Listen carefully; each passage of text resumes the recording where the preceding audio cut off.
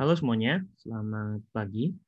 Jadi di kesempatan kali ini kita akan lanjutkan mata kuliah kita di mata kuliah Wireless dan Cloud Computing yang akan membahas tentang Cloud Challenge. Nah, jadi apa aja challenge yang dimiliki oleh Cloud Computing itu sendiri akan kita bahas hari ini, gitu ya. Nah, maksud dari challenge itu ya kalau kita terjemahkan ya adalah tantangan. Jadi cloud itu sendiri dalam implementasinya ternyata juga mempunyai tantangan. Tidak seperti hal ini juga serupa gitu ya dengan sistem yang ada saat ini yang existing dengan menggunakan server seperti itu dengan kita sewa itu juga ada tantangannya. Nah, cloud ini meskipun dia dibilang adalah sistem yang sangat canggih gitu ya, bisa melakukan apa aja, tapi tetap aja ada tantangannya nih. Tapi tantangannya dalam hal yang berbeda gitu. Nah, jadi apa tantangannya itu akan kita bahas hari ini. Kita lanjut outline-nya atau bahasan yang kita akan bahas di pertemuan kali ini itu yang pertama itu tentang development dari cloud itu sendiri. Jadi bagaimana cloud itu awalnya muncul gitu ya, hingga kenapa itu dapat berbentuk atau dapat berkembang pesat hingga saat ini gitu. Nanti akan kita bahas sedikit. Kemudian kita juga akan mencoba untuk membahas tentang challenge dari cloud itu sendiri. Ya, jadi kalau teman-teman lihat di sini itu ada banyak sekali. Kurang lebih ini ada berapa ya? 10 kali ya. Nah, ada 10 challenge yang nanti akan kita bahas masing-masing satu challenge gitu ya. Jadi satu challenge kemudian lanjutkan lagi ke challenge berikutnya. Yang pertama, kita akan coba untuk melihat dari perkembangan si cloud ini, teman-teman. Nah, jadi cloud ini itu pertama kali muncul karena keterbatasan resource yang dimiliki oleh bisa kita bilang pengembang aplikasi kayak gitu.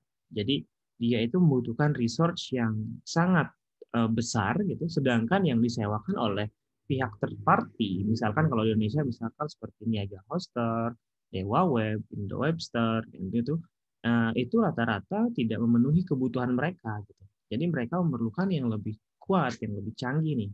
Benar-benar komputer yang memang diprogram khusus atau dirancang khusus untuk memenuhi kebutuhan mereka. Kalau biasanya itu kan disebut dengan share hosting tuh. Jadi kita ya sharing hosting, satu komputer kita bagi-bagi ke beberapa orang gitu. Tapi yang sekarang dengan perkembangan cloud itu dibuatlah satu komputer itu memang khusus untuk satu orang gitu. Tapi tidak menutup kemungkinan nih karena ada yang namanya superkomputer tuh.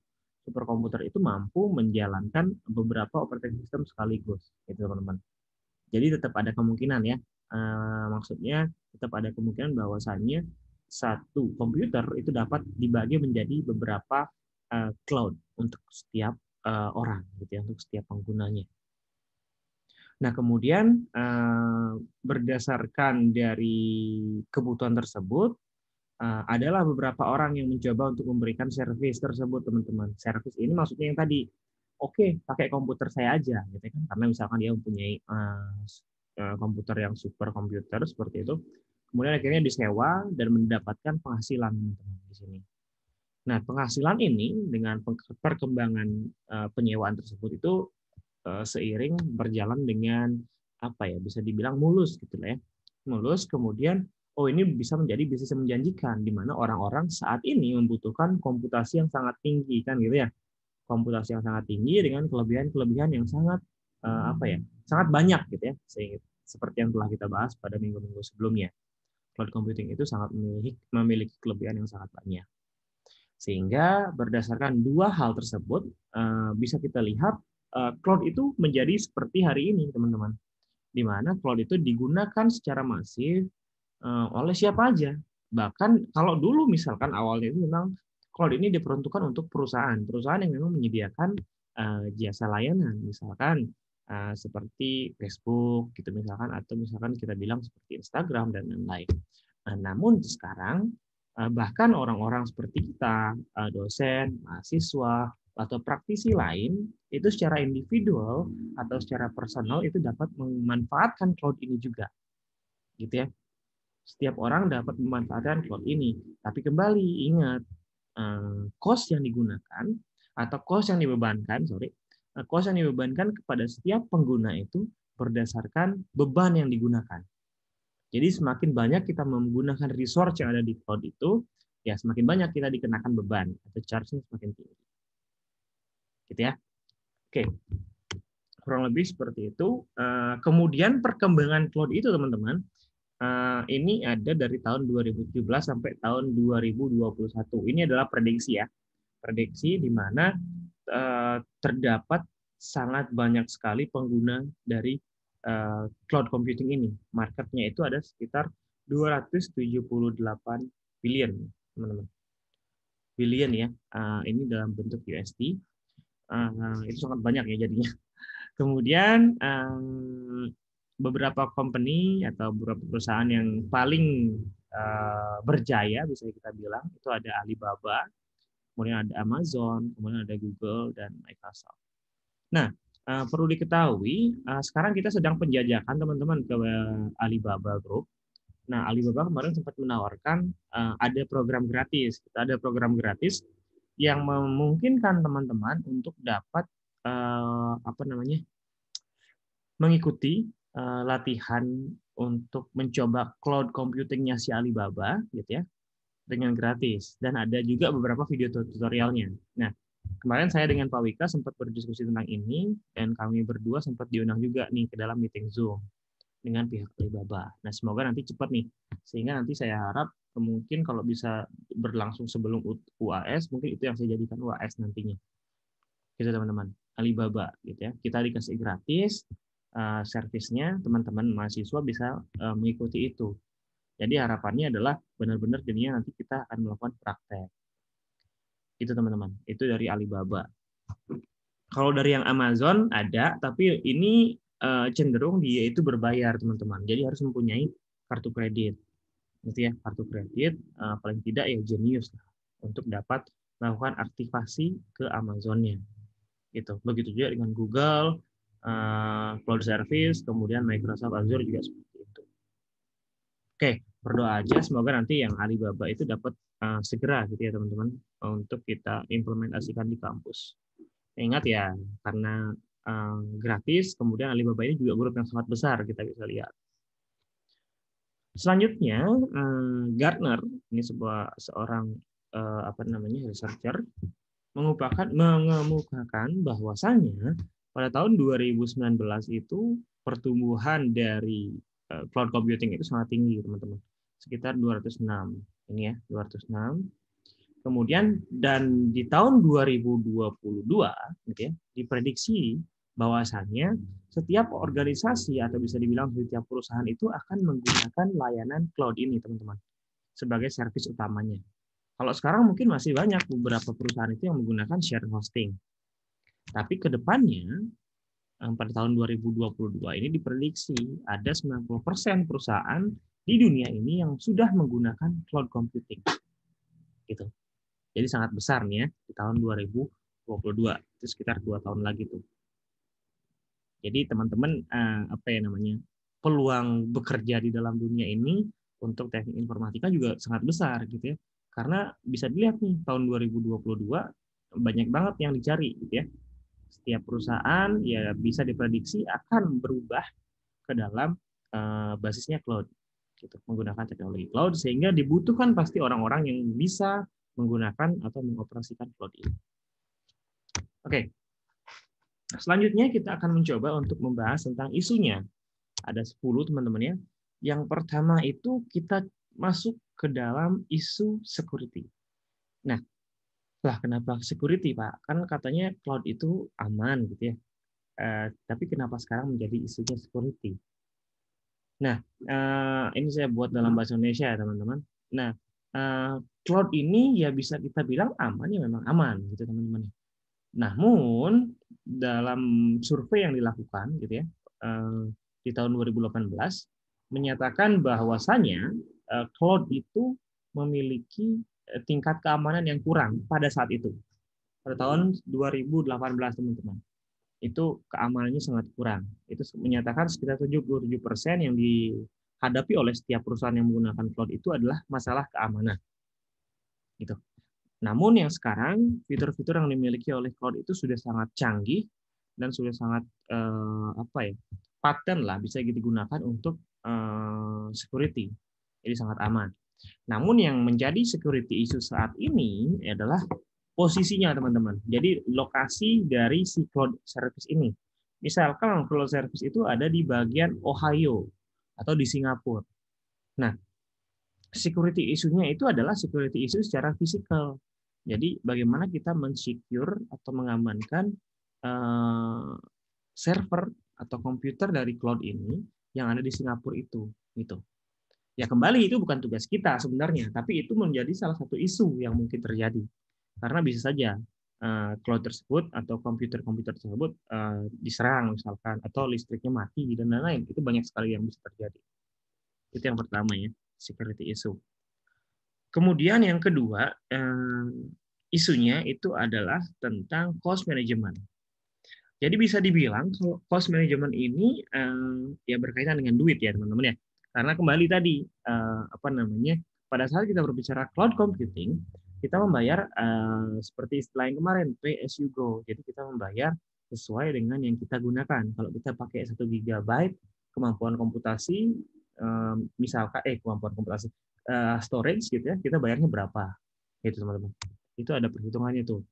Nah, jadi ini menjadi salah satu tantangan. Kenapa? Karena tidak semua perusahaan ini mampu menghitung, teman-teman. Mampu menghitung berapa besar kemampuan atau berapa besar storage yang dibutuhkan saat awal. Gitu. Sehingga bisa saja nanti terjadi miss. Gitu ya. Apalagi untuk perusahaan-perusahaan atau startup yang memberikan layanan gratis, tidak membebankan biaya. Wah, itu bisa-bisa nanti karena apa ya namanya, dalam masa promosi gitu ya, karena banyak banget yang akses, kemudian loadnya sangat tinggi, akhirnya timbullah tagihan yang membengkak gitu ya, tapi perusahaan ini atau startup ini nggak mendapatkan revenue gitu, sehingga cost manajemennya kurang gitu teman-teman. Jadi diharapkan kalau di awal itu kalau bisa teman-teman itu hanya menggunakan apa namanya bentuk paket yang sangat sederhana. Kalau untuk memulai awal ya, ini untuk tahap awal startup gitu misalnya. Ya udah pakainya tahap service-service yang sederhana aja. Kalau nanti sudah percaya ini akan menghasilkan uang gitu ya, ini akan mendapatkan revenue yang cukup, barulah nanti teman-teman berpindah ke bagian yang lebih besar, kemampuan komputasinya, ke storage yang lebih besar, dan lain-lain. Itu teman-teman. Kemudian, berikutnya adalah resource yang terbatas. Nah, resource yang terbatas ini maksudnya adalah pekerjanya, teman-teman. Pekerja yang terbatas ini adalah pekerja yang mampu mengerti mengenai cloud computing. Karena cloud computing ini dapat dibilang ya bisa dibilang cenderung baru juga di dalam dunia IT, yang mana belum semua orang itu dapat menggunakan cloud computing ini, teman-teman. Jadi cloud computing ini sendiri juga ada sertifikasinya, sama seperti jaringan, kemudian coding, gitu ya. Cloud computing ini ada sendiri itu sertifikasinya. Nah, sertifikasi ini juga tadi ditawarkan sama Alibaba, teman-teman. Yang tadi saya sempat dijabarkan, ini juga menawarkan hal ini. Jadi nanti teman-teman akan mendapatkan sertifikasi sederhana atau bisa dibilang sertifikasi mini lah dari Alibaba. Jadi untuk ada kurang lebih 10 course, jadi masing-masing course itu ada sertifikasi mininya. Itu. Nah, resource ini memang benar-benar kurang di saat ini gitu ya, karena nggak semua orang itu mampu mengoperasikan cloud computing ini, gitu ya. Nah, jadi besar banget harapan teman-teman kalau misalkan memang mau fokus di bidang ini, ya silahkan. Cloud computing ini sangat menjanjikan kalau menurut saya ke depannya. Kemudian yang berikutnya itu adalah tentang governance. Nah, governance ini bisa dibilang adalah apa ya, tindakan atau campur tangan dari pemerintah itu sangat mempengaruhi, teman-teman. Di beberapa negara mungkin ada pemerintah yang tidak mengizinkan terjadinya cloud computing atau tidak mengizinkan masuknya cloud computing ke negara tersebut, gitu ya, atau membatasi jumlah cloud computing atau jumlah sumber daya yang dimiliki atau dapat dibeli oleh perusahaan untuk cloud computing itu, gitu. Jadi pemerintah ini memegang peranan sangat penting nih. Untungnya di Indonesia ini belum ada peraturan yang sangat mendetail tentang hal tersebut, teman-teman. Jadi masih aman lah Indonesia. Kita semua masih bisa menggunakannya. Gitu ya. Yang berikutnya itu adalah compliance. Nah, jadi compliance ini itu adalah bagaimana kita dapat menyetarakan atau dapat dibilang menyelaraskan semua layanan yang kita punya, teman-teman. Oke. Layanan ini maksudnya adalah dapat mendukung semua servis yang kita miliki. Nah, ini kembali lagi nih berkaitan dengan yang tadi, lack of resource. Jadi seberapa hebat atau misalkan seberapa paham seseorang itu untuk dapat mengoperasikan cloud computing nantinya. Itu sangat penting karena nanti berpengaruh nih terhadap semua servisnya. Di tahun 2022 tadi ya, berdasarkan survei yang tadi, dinyatakan bahwa 90% perusahaan itu sudah pindah ke dalam cloud computing. Bisa dibayangkan kalau nanti semuanya pindah, tapi servisnya itu ada yang mati gitu ya. Misalkan servis untuk transfer gitu misalkan. Dipindahin ke cloud computing ternyata error dan akhirnya mati. Wah, itu sudah bisa dibilang tidak memenuhi compliance tersebut. Gitu teman-teman. Kemudian selanjutnya adalah melakukan manajemen multiple cloud. Yang tadi, untuk melakukan manajemen single cloud aja, itu sudah memerlukan waktu yang cukup lama untuk memahaminya, teman-teman. Lalu kenapa kita memerlukan manajemen untuk multiple cloud? Nah, multiple cloud ini dibutuhkan adalah pada saat kita mengembangkan perusahaan itu di tahap yang bisa dikatakan sudah memiliki user interaction atau traction yang cukup besar, di mana kita memerlukan cloud untuk eksternal dan cloud untuk internal. Cloud untuk eksternal tersebut adalah file-file atau data-data yang dapat diakses oleh pihak eksternal yang mana merupakan pengguna dari aplikasi kita atau servis kita. Kemudian yang internal itu adalah yang kita gunakan di dalam perusahaan itu sendiri dan hanya bisa diakses oleh orang-orang yang ada di dalam perusahaan. Seperti itu. Jadi ini sangat perlu teman-teman untuk dapat melakukan handling dari multiple cloud, private cloud dan public cloud. Gitu ya. Kemudian juga ada hal yang sangat penting di situ untuk dapat mensinkronisasi data yang ada. Jadi ada dua nih, misalkan yang pertama itu ada yang private cloud, kemudian ada juga yang public cloud. Jadi gimana nanti sinkronisasi data itu bisa berlangsung. Misalkan nanti si pengguna kan mengaksesnya di public tuh, otomatis nanti yang si private ini juga harus berubah. Kalau si pengguna ini misalkan ingin melakukan top up gitu misalkan, yang di sini yang di private juga harus berubah dong, ini juga melakukan top up gitu. Nah, itu yang nanti mungkin akan take time banget untuk dikontrol atau dikonfigurasi. Kemudian yang ketujuh itu ada performance. Nah, jadi performance ini dia itu sebenarnya tidak terlalu menjadi isu, teman-teman ya. Tidak terlalu menjadi isu pada saat kita berbicara paket yang kita gunakan untuk cloud computing itu adalah paket yang unlimited atau bisa dibilang paket yang berbayar mahal lah. Itu tidak akan menjadi isu, gitu ya. Namun yang menjadi isu di sini adalah pada saat penyedia layanan cloud itu mati, gitu ya.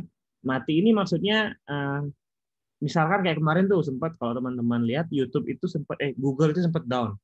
Meskipun itu nggak sampai 1 jam ya, mungkin 40 sampai 50 menitan itu mungkin sampai ya. Nah, pada saat Google itu down, semua servis yang Google Cloud Platform itu berikan, itu juga akan down, teman-teman. Sehingga layanan kita juga tidak akan bisa digunakan pada saat itu. Gitu. Performance-nya tentu saja akan turun, gitu kan ya. Karena kita bergantung pada servernya si Google. Kalau servernya si Google bisa down, ya udah layanan kita juga akan down. Kayak gitu, performance-nya bergantung di sana.